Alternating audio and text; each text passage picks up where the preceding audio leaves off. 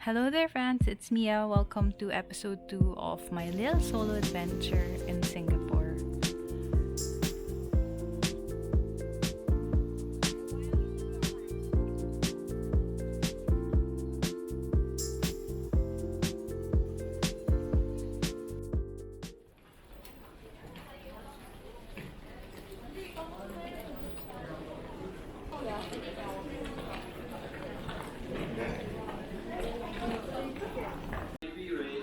As its e-lobby is overcrowded.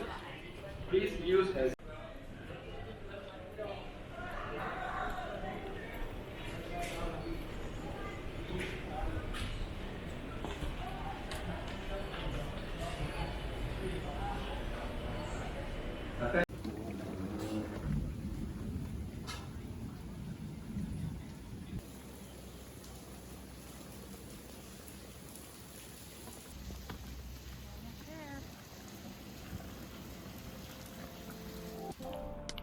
This is check-in at Little India. It's a small hotel located 200 meters or a 3-minute walk from Little India Station Exit E.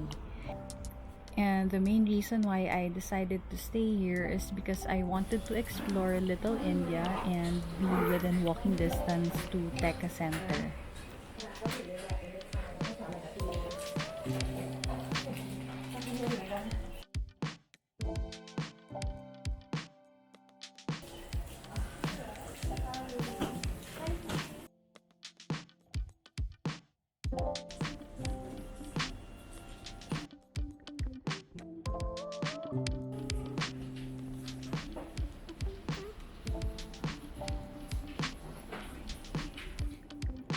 Nasa ground floor ako. Love. But naka-lock yung door niya. TV. The beds.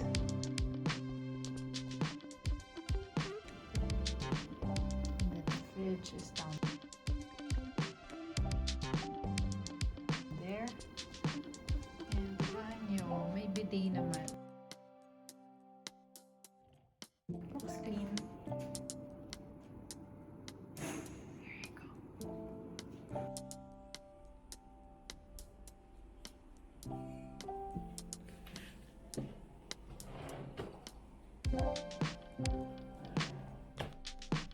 Bilangin natin ilan yung outlets nila. Sobrang dami.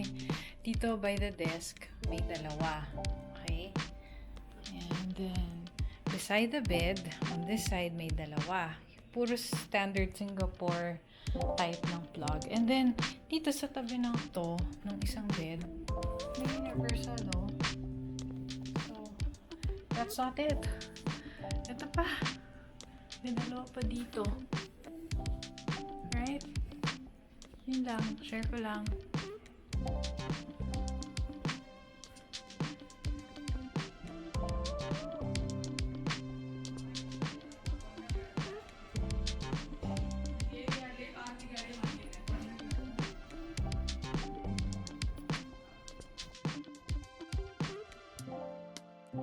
Hi! I am just going to film a very quick what's in my bag. Ito yung dala ko when I go out.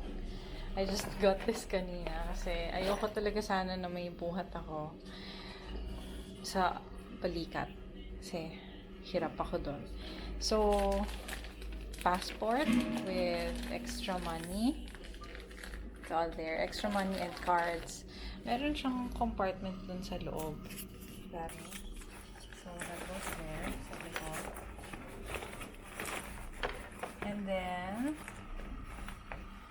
nakita niyo naka-ziplock siya. Sakto kanina it-rained, so hindi ako nag-alala na mabasa siya kasi nga nandun. And then, yung ginagamit ko na card and some Singapore dollars. And then, yung room key. Because conventional room key yung gamit nila dito sa likod. And then, of course, I have my alcohol. And then, this fan in case mainit. And then, I also have my phone, which will go here. And this camera. Let's pretend na nandun siya. There. So It's in my bag. And it's very convenient. Actually, ngayon lang ako nagsuot ng ganito and grabe. Gets ko na why others like it. Kasi, see? Kilos ka hands-free.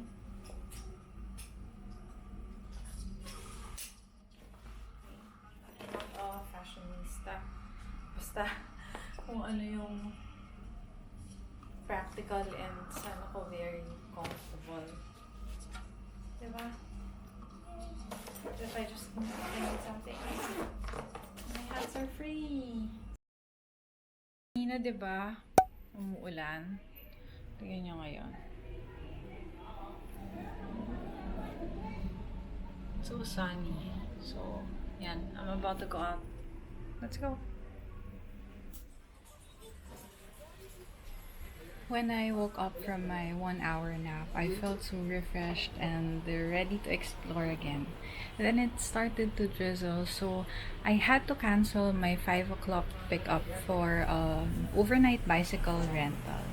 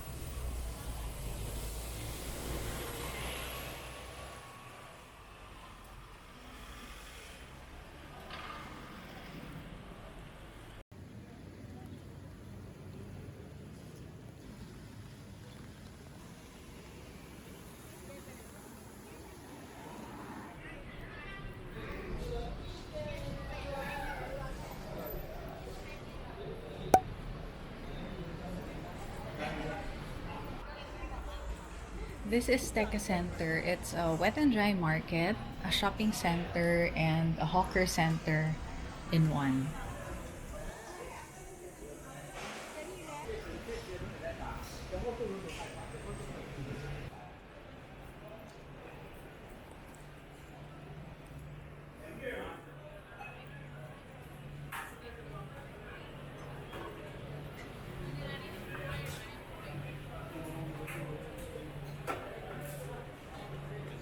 That's 250 whole for here. Wow. Thank you.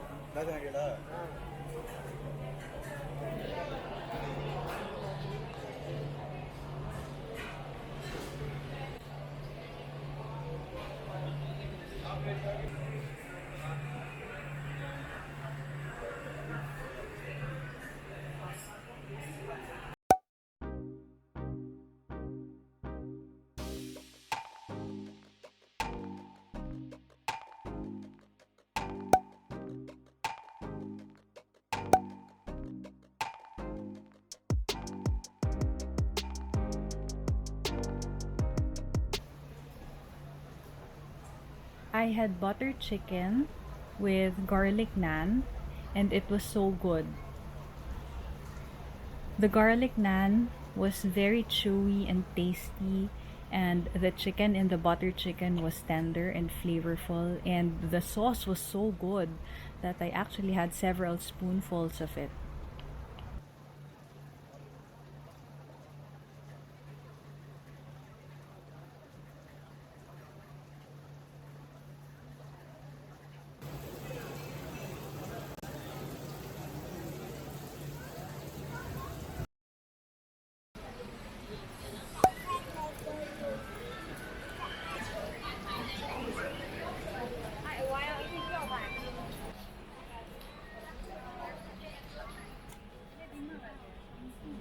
So that's where I came from. Meron palang daan dito, ikot-ikot pa ako. May stairs pala, may entrance pala from this side. Alright.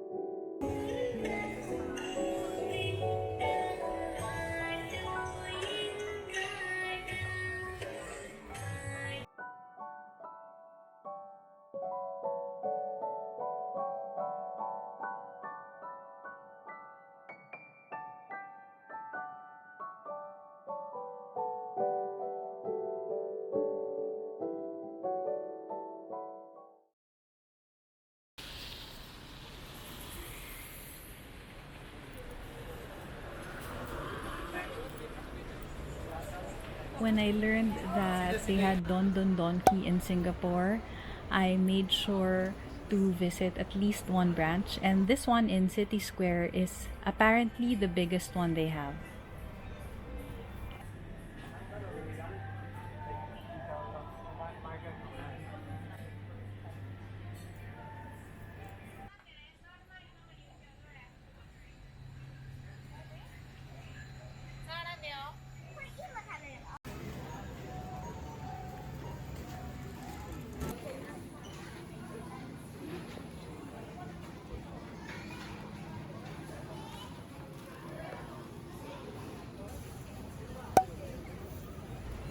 On my way home, I also stopped by Mustafa Centre to get some earplugs for the race. And I wanted to grab something to eat. I don't know why I was craving for mee goreng at the time, but I wasn't able to find them.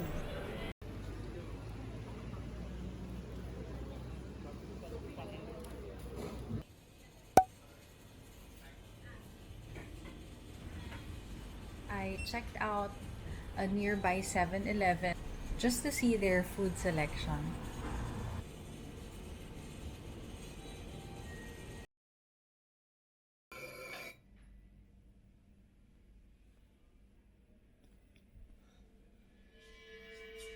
It's almost ay, 10 na pala.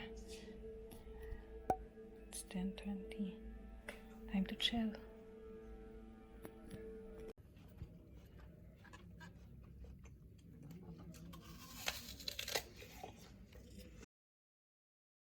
So I'm just gonna show you the things that I got from. First, this is from Donki.